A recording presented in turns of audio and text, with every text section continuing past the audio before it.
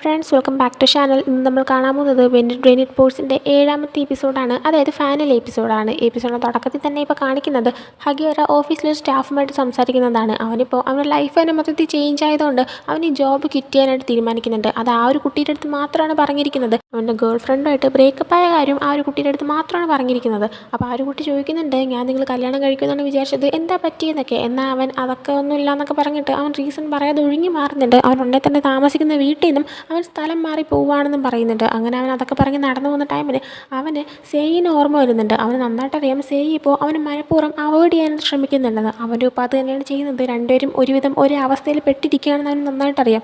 അതും ആലോചിച്ച് അവൻ പോയി കഴിയുമ്പോഴത്തേക്കും സേയും അങ്ങോട്ടേക്ക് കയറി വരുന്നുണ്ട് ഓഫീസിലോട്ട്. സേയിക്കും എപ്പോഴും മനസ്സിൽ ഹഗിവരയുടെ കാര്യം തന്നെയാണ് ഓർമ്മ വരുന്നത്. അവൻ പുറത്തു പോയ സമയത്ത് കൂടെ വർക്ക് ചെയ്യുന്ന 2 സ്റ്റാഫുകളെ കണ്ടിട്ടുണ്ടായിരുന്നു. അവരാണെങ്കിൽ ഇതുപോലെ ഹഗിവര അവൻ്റെ ഗേൾ ഫ്രണ്ടോട് ബ്രേക്കപ്പ് ആയി എന്നുള്ള കാര്യം അറിഞ്ഞിട്ടുണ്ടായിരുന്നു. അവരതിനെപ്പറ്റി സംസാരിച്ച് പോകുന്നതും ഇവൻ കേട്ടിട്ടുണ്ടായിരുന്നു. അപ്പോൾ അതറിഞ്ഞിട്ട് അവന് ഹഗിവരനെ കോൺടാക്ട് ചെയ്യണമെന്നുണ്ട്. പക്ഷേ അവൻ ചെയ്യുന്നില്ല. അതുമാത്രമല്ല, ഇപ്പോൾ കസുവാക്കിയും അങ്ങനെ വീട്ടിലോട്ട് വരാറില്ല. ആ ഒരു ഇൻസിഡൻറ്റിന് ശേഷം കസുവാക്കിയും വീട്ടിൽ വരാതെ അവനാണെങ്കിൽ അവൻ്റെ വർക്കിൻ്റെ കാര്യവും ചെയ്ത് അങ്ങ് ദൂരെ തന്നെ നിൽക്കുന്നുണ്ട്. പിന്നെ ഇപ്പോൾ സേയ്ക്ക് നല്ല ഉറപ്പുണ്ട് തനിക്ക് ഹഗിവരനെ ഇഷ്ടമാണെന്നുള്ള കാര്യം. പക്ഷേ അവനാണെങ്കിൽ അവൻ്റെ മനസ്സിൽ തന്നെ പറഞ്ഞ് പഠിപ്പിക്കുകയാണ്, താനിപ്പോൾ ഒറ്റയ്ക്കായതുകൊണ്ട് തനിക്ക് അങ്ങനെ തോന്നുന്നതാണ്, തനിക്ക് അങ്ങനെ ഹഗിവരയുടെ അടുത്ത് ഫീലിങ്സ് ഒന്നും ഇല്ലാന്ന്. ഹഗിവരനെ കാണിക്കുകയാണെങ്കിൽ അവനിപ്പോൾ വീട് മാറാനായിട്ട് നിൽക്കുന്നതുകൊണ്ട് തന്നെ ആരോ കോൺടാക്ട് ചെയ്തിട്ട് വീട് കിട്ടിയിട്ടുണ്ട്, അവിടെ നിനക്ക് ജോലിയും സെറ്റ് ചെയ്ത് എല്ലാം കൂടെ സെറ്റിലായി അവിടെ ജീവിക്കാൻ പറ്റും, നീ എന്ന് തീരുമാനിച്ചിട്ട് പെട്ടെന്ന് തന്നെ അറിയിക്കാനൊക്കെ പറഞ്ഞിട്ട് ആ ഒരാൾ കോൾ കട്ട് ചെയ്യുന്നുണ്ട്.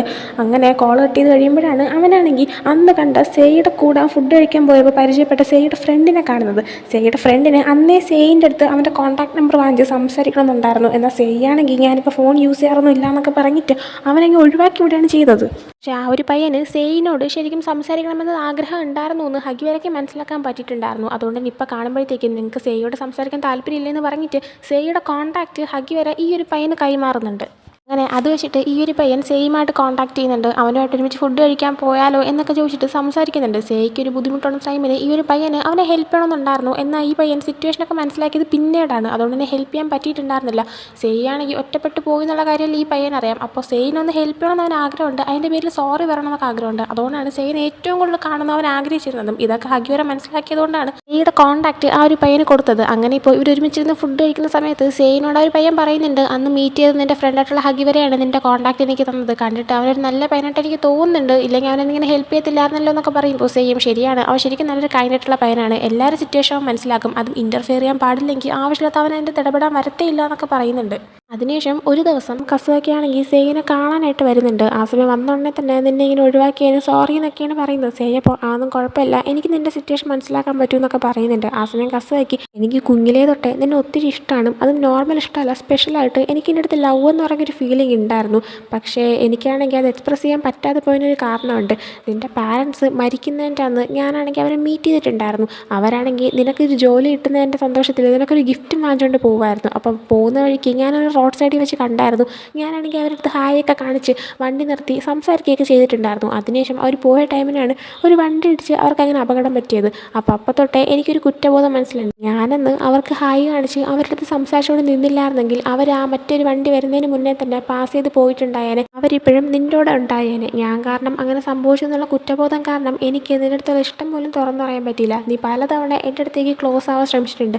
അപ്പോഴെല്ലാം തന്നെ നിന്നെ ഒന്ന് ഹഗ് ചെയ്യണമെന്നൊക്കെ എനിക്കും ആഗ്രഹമുണ്ട്. പക്ഷേ പെട്ടെന്ന് ഈ ഒരു ഇൻസിഡൻറ്റ് എൻ്റെ മനസ്സിൽ കയറിയിരുന്നു. എൻ്റെ പാരൻസിൻ്റെ മരണത്തിന് കാരണം ഞാനാണെന്നുള്ള ചിന്ത കാരണം എനിക്കാണെങ്കിൽ എന്തോ അതിനെക്കൊണ്ട് പറ്റുന്നുണ്ടായിരുന്നില്ല. എനിക്ക് നിൻ്റെ അടുത്ത് പറയാനും പേടിയായിരുന്നു ഈ കാര്യങ്ങൾ തുറന്ന്. എനിക്ക് നിന്നെ ഒത്തിരി ഇഷ്ടമായിരുന്നു, നീ എൻ്റെ കൂടെ ഉണ്ടാവണമെന്ന് എനിക്ക് ഭയങ്കര ആഗ്രഹം ഉണ്ടായിരുന്നു.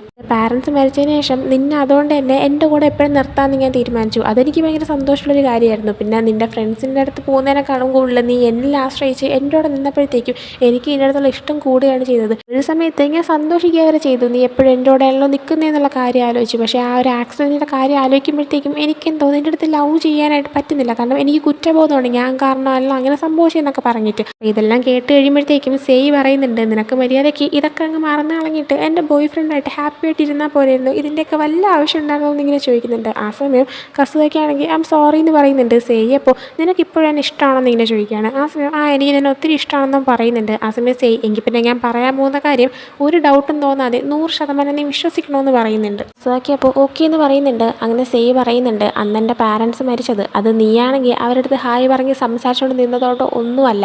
നടക്കാനുള്ള കാര്യം എപ്പോഴായാലും നടക്കും. ഇനിയിപ്പോൾ നീ ഒന്ന് ആലോചിച്ച് നോക്ക്, അന്നത്തെ ദിവസം അവർ ഡ്രൈവ് ചെയ്ത് വീട്ടിൽ നിന്ന് പുറത്ത് പോയില്ലായിരുന്നെങ്കിൽ, അവർ വീട്ടിൽ തന്നെ ഇരുന്നിരുന്നെങ്കിൽ, എന്നാലും അവർ മരിച്ചു പോയിരുന്നെങ്കിൽ, അങ്ങനെയൊക്കെ ഒന്ന് നീ ഒന്ന് ആലോചിച്ച് നോക്ക്. എന്തൊക്കെ സിറ്റുവേഷൻസ് ഉണ്ടായിരുന്നു. അതുകൊണ്ട് നിൻ്റെ തെറ്റാണെന്ന് നീ ഒരിക്കലും വിചാരിക്കരുത്. ഇതൊക്കെ ഓൾറെഡി തീരുമാനിച്ചിട്ടുള്ളൊരു കാര്യമാണ്. നമ്മൾ ജീവിച്ചിരിക്കുന്ന സമയത്ത് നമുക്ക് ചില കാര്യങ്ങൾ അങ്ങനെ മനസ്സിലോട്ട് ഉൾക്കൊള്ളാൻ പറ്റില്ല. പക്ഷേ നമ്മളത് ഉൾക്കൊള്ളേണ്ട ചില സിറ്റുവേഷൻസ് ഉണ്ട്. അതുപോലെ നീയും ഇത് മനസ്സിലാക്കണം. നീ ഒരു തെറ്റും ചെയ്തിട്ടില്ല. നീയാണെങ്കിൽ എൻ്റെ ലൈഫ് നശിപ്പിച്ചിട്ടുമില്ല. നീയാണെങ്കിൽ പതുക്കെ പതുക്കെ നിൻ്റെ കുറ്റബോധം മാറ്റി എടുക്കണം. ഞാനും അതുപോലെ തന്നെ.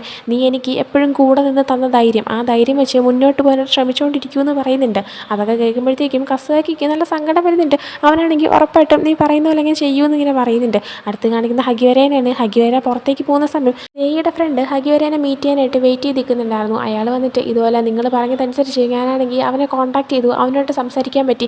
എനിക്കാണെങ്കിൽ സംസാരിച്ചപ്പോൾ സത്യം പറഞ്ഞാൽ കുറ്റബോധം തോന്നിപ്പോയി. അവൻ ലൈഫിൽ കുറേ കഷ്ടപ്പെട്ടു. അപ്പോഴൊന്നും എനിക്ക് അവനെ ഹെൽപ്പ് ചെയ്യാനോ ഒന്നും തന്നെ പറ്റിയില്ലായിരുന്നു. പക്ഷേ ഇപ്പം എന്തോ അവനെ കണ്ടപ്പോൾ അവൻ ഹാപ്പിയാണെന്ന് എനിക്ക് തോന്നി. അത് കണ്ടപ്പോൾ ഒരു സമാധാനം ഉണ്ടെന്നൊക്കെ പറയുന്നുണ്ട്.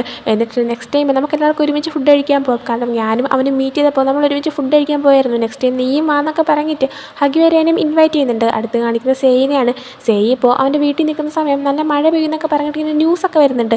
ആ ടൈമിൽ അവൻ്റെ മനസ്സിൽ അവന് ഹഗിവരേനെ കാണണം എന്നൊരു ആഗ്രഹമൊക്കെയാണ് വരുന്നത്. ഹഗിവരേനെ കാണിക്കുമ്പോഴായ പോലും അവന് സെയിനെ കാണണമെന്നും സെയിനെ കിസ് ചെയ്യണമെന്നും അങ്ങനെയുള്ള ആഗ്രഹങ്ങൾ വരുന്നുണ്ട്. ഇങ്ങനെ ദിവസങ്ങൾ കടന്നു പോകുന്നതനുസരിച്ച് രണ്ടുപേരും പരസ്പരം ഭയങ്കരമായിട്ട് മിസ് ചെയ്യുന്നുണ്ട്. അങ്ങനെ ഒരു ദിവസം ഈ ഓഫീസിൽ നിൽക്കുന്ന ടൈമിന് ഹഗിവര അവൻ്റെ ഗേൾ ഫ്രണ്ടുമായിട്ട് ഇങ്ങനെ ബ്രേക്കപ്പ് ആയി എന്നൊക്കെ കാര്യങ്ങൾ പറഞ്ഞു കൊടുത്ത ആ ഒരു സ്റ്റാഫായിട്ടുള്ള പെൺകുട്ടി, ആ പെൺകുട്ടി ഇവൻ്റെ അടുത്തേക്ക് വന്നിട്ട് നമ്മുടെ ഒരു ഇൻറ്റേണിൻ്റെ കല്യാണമാണ്, എൻ്റെ പാർട്ടി നീ ഹോസ്റ്റ് ചെയ്യുമെന്ന് സെയിനോട് ചോദിക്കുന്നുണ്ട്. സെയ് അപ്പോൾ എനിക്ക് ആ ഇൻറ്റേണായിട്ട് വലിയ സംസാരിച്ച് അങ്ങനെ പരിചയമൊന്നുമില്ല, പിന്നെ ഞാനിങ്ങനെ പാർട്ടി ഹോസ്റ്റ് ചെയ്തിട്ടില്ല, അതെപ്പോഴും ചെയ്യുന്നത് ഹഗിവരയല്ലേ, ഹഗിവരയുടെ അടുത്ത് ചെയ്യാനായിട്ട് പറയാനേ ആവശ്യപ്പെടുന്നുണ്ട്. ആ സമയം പെൺകുട്ടി പറയുന്നുണ്ട് പക്ഷേ ആ നേരം കൊണ്ട് ഹഗിവര ക്വിറ്റ് ചെയ്തിട്ട് പോയിട്ടുണ്ടായിരിക്കുമെന്ന്.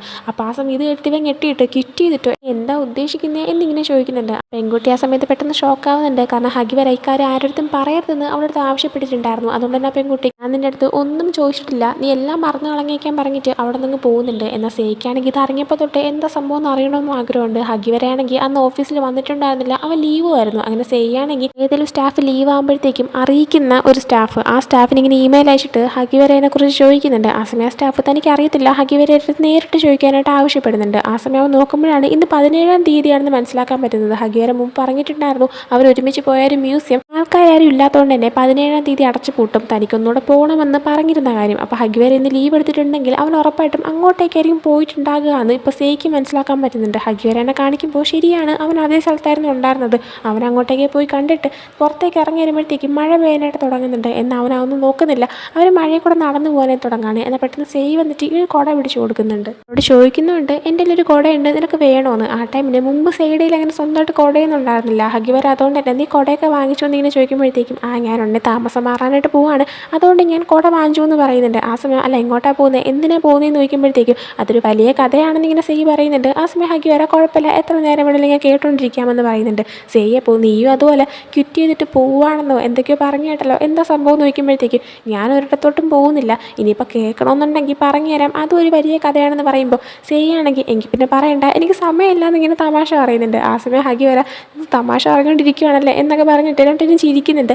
ആ സമയം സെയ് ആണെങ്കിൽ എനിക്കിതിനെ ഇഷ്ടമാണ്, എനിക്ക് ഇതിനോട് ഉണ്ടാവണമെന്ന് ആഗ്രഹമുണ്ടെന്ന് സീരിയസ് ആയിട്ട് തന്നെ പറയുന്നുണ്ട്. ഹഗിവരയും എനിക്കിതിനെ ഇഷ്ടമാണെന്ന് പറയുന്നുണ്ട്. സെയ് ആ സമയം അത്രേ പറയാനുള്ളൂ എന്ന് ഇങ്ങനെ ചോദിക്കുന്നുണ്ട്. ആ സമയം ഹഗിവര പെട്ടെന്ന് സെയിനെ കിസ് ചെയ്യുന്നുണ്ട്. അവർ ഫസ്റ്റ് ടൈം ഇങ്ങനെ റോങ് ആയിട്ട് ഇമെയിൽ ഐ ഡിയിൽ മെസ്സേജ് അയച്ച് സ്റ്റാർട്ട് ചെയ്തതുകൊണ്ട് തന്നെ ഇപ്പോൾ ഹഗിവര നമുക്കാണെങ്കിൽ ഇമെയിൽ ഐ ഡി ഷെയർ ചെയ്തിട്ട് നമ്മുടെ റിലേഷൻഷിപ്പ് സ്റ്റാർട്ട് ചെയ്യാമെന്ന് പറഞ്ഞിട്ട് രണ്ടുപേരും ചിരിക്കുന്നുണ്ട്. എന്നിട്ട് വീണ്ടും കിസ് ചെയ്യാണ്. നിങ്ങൾ കാണിച്ചുകൊണ്ട് തന്നെ ഈ ഒരു സീരീസ് ഇവിടെ എൻഡ് ആവുന്നുണ്ട്. എനിക്ക് പേഴ്സണലി ഭയങ്കര ഇഷ്ടപ്പെട്ടൊരു ജാപ്പനീസ് ബിയലാണ്. നിങ്ങൾക്കും എന്താണ് തോന്നിയെന്നുള്ള അഭിപ്രായം പറയാനായിട്ട് മറക്കരുത്. പുതിയ സീരീസൊക്കെ ആയിട്ട് ഉടനെ വരുന്നതായിരിക്കും. ഈ ഒരു സീരീസ് നിങ്ങൾക്ക് ഇഷ്ടപ്പെട്ടെങ്കിൽ ലൈക്ക് ചെയ്യുക, ഷെയർ, സബ്സ്ക്രൈബ് ചെയ്യുക. പുതിയ വീഡിയോ ഇട്ട് വരുന്നവരെ ബൈ.